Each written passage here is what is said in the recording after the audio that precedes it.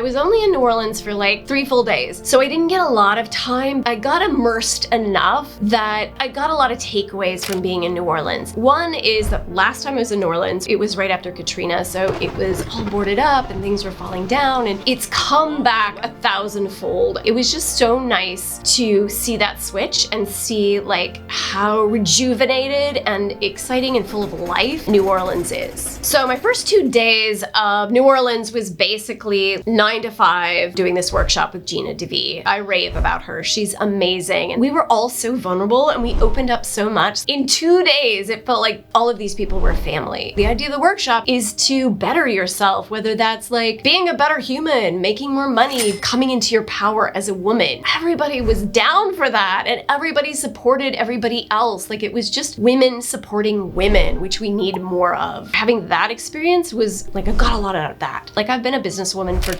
23-ish years and successful enough, but I feel like I've kind of hit this point here and I want to go further. And so she's really good about like, well, how do you get to the next level? How do you use what you're really good at to take the next step? And I feel like when I got home, I'm just like, okay, how do I put all of this advice to good use? So that was like my first 2 days of New Orleans, and then I just got to play.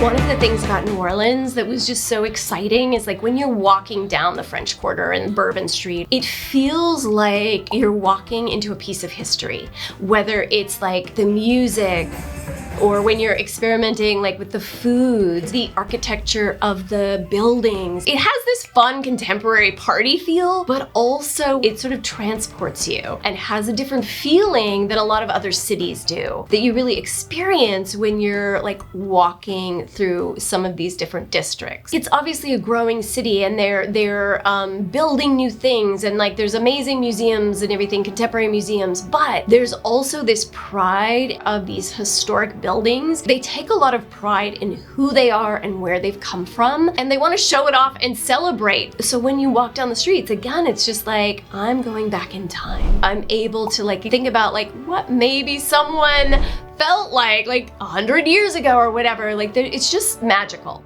It feels a little bit like Europe. And I'm in a city that's just like so focused on the arts, the music, the buildings. The importance placed on art is the breath of life for people rather than just all these skyscrapers and buildings and factories and whatever. New Orleans to me is like so much of a community and people coming together to celebrate. And all people come together and they just party together and they hang out together and they have fun together and they celebrate life.